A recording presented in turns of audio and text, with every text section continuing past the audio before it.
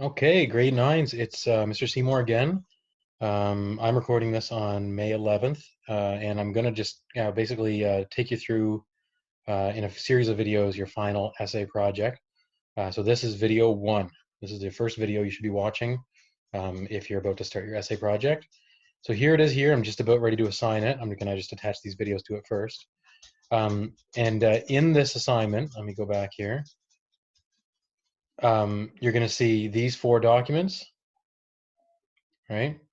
You're going to see this PDF here, your rubric, an essay example, and your essay document.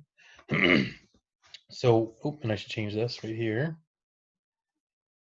What I'm looking for you to do is uh, look at this first. This kind of outlines the entire project, the entire essay. This is how you're going to be marked. This is an example of a essay that was written last year by one of my students. And this is the document you're going to type your essay in. And it's really important to me that you type your essay in this document. Don't start your own Google document because I want to be able to sort of see your progress, go in and give you feedback and help you out. And if you create your own document that's not shared with me, I won't be able to go and help you out along the way and sort of help you make your best product. So again, please, please, please do your essay in this document. Don't make your own. Do it in the one I'm giving you. All right, so let's start by looking at this PDF right here.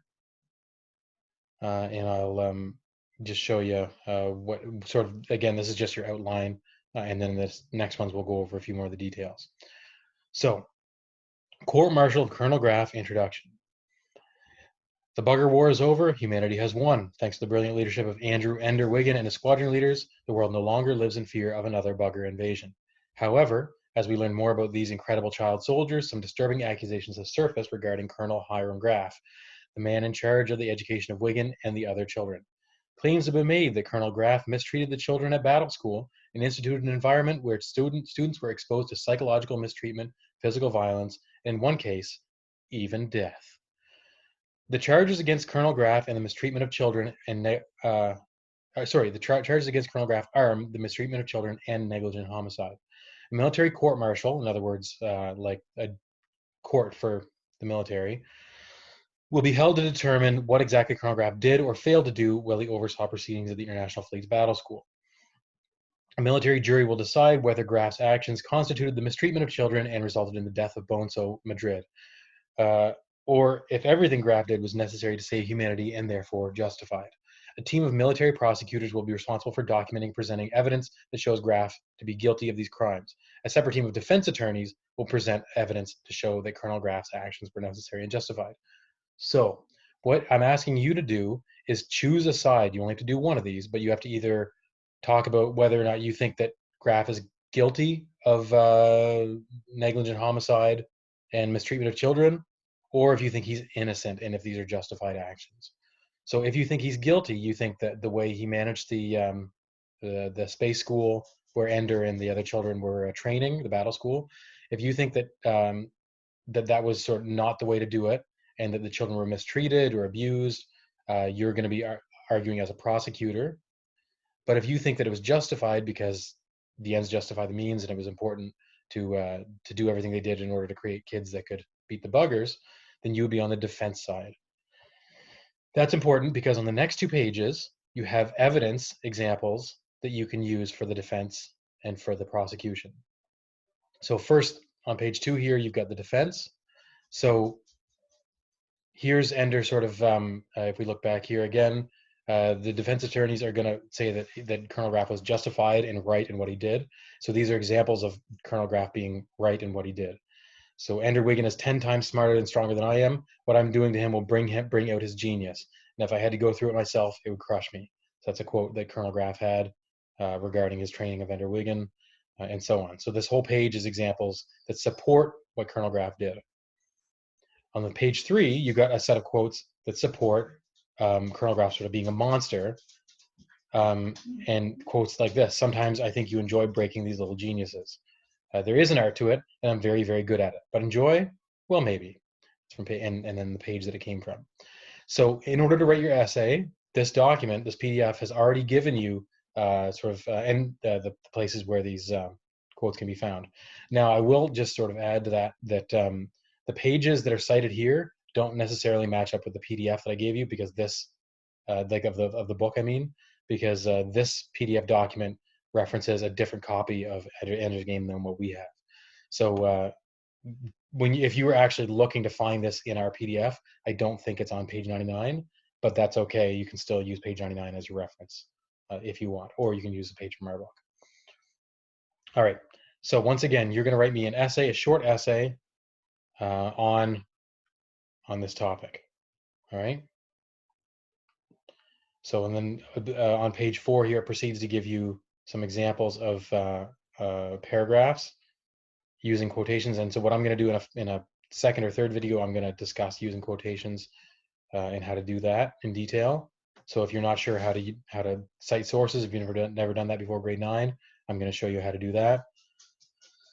And then there's an organizer for putting your evidence together, which you can or cannot use if you want. You can just do it on a loose leaf or on scrap of paper at home. Evidence for the opposite. Okay, good. So this is that PDF document, and again, in a subsequent video, I'm going to go through using quotations and stuff, but that's not going to be in this video. What I do want to show you in this video is the rubric. So this is how I'm marking your final product. When you submit this, I'm going to help you edit it and improve it, and then the final version is I'm going to mark on this rubric. And if you want, I can do a preliminary.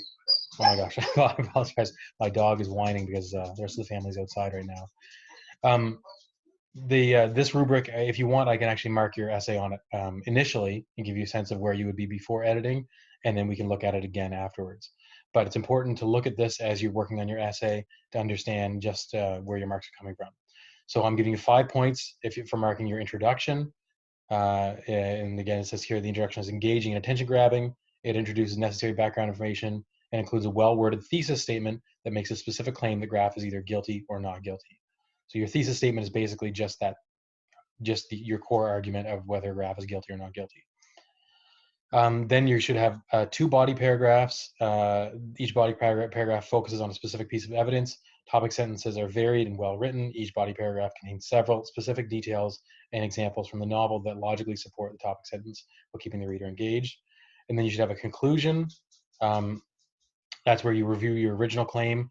Remember from our letters to Justin Trudeau that we wrote back around December that your conclusion, it should basically just be a mirror of your introduction. You shouldn't be introducing any new information. You're just summing up your introduction or your essay and your conclusion.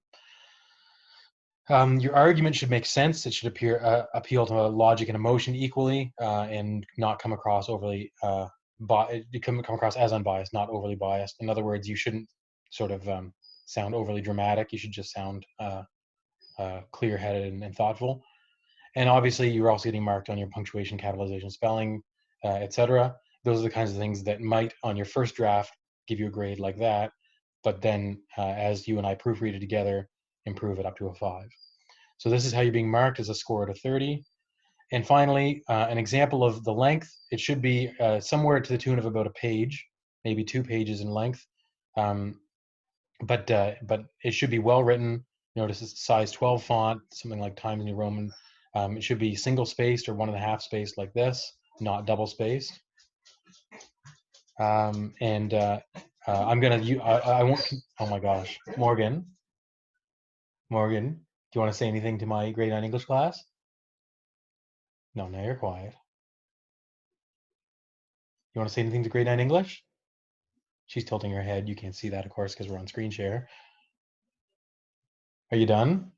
Because they can hear you. The whole world can hear you. You're on YouTube. Thanks. As soon as I stop talking to her, she's going to, there we go. I know, sweetheart. You miss your family. Yep, they're outside and you're not. You can go on the deck. Okay, I'm going to talk through her whining. I apologize. All right, so I'm not going to spend any more time on this essay right now, but in the subsequent videos when I talk about using quotations and citations and stuff, I'll come back to this essay. The essay is provided in our Google Classroom assignment here, wherever it is, for you to look at any point that you want to see it and kind of see. But if you're looking for length, a reference on length, this is an example of what an acceptable length would be. Okay, good luck. As always, shoot me an email, or you can meet with me on Google Meet if you want. If you want to discuss any of this or get any help, I'm happy to do that. Right on. Thanks a lot. And again, keep watch the next couple videos if you want help with specifics. Okay, bye.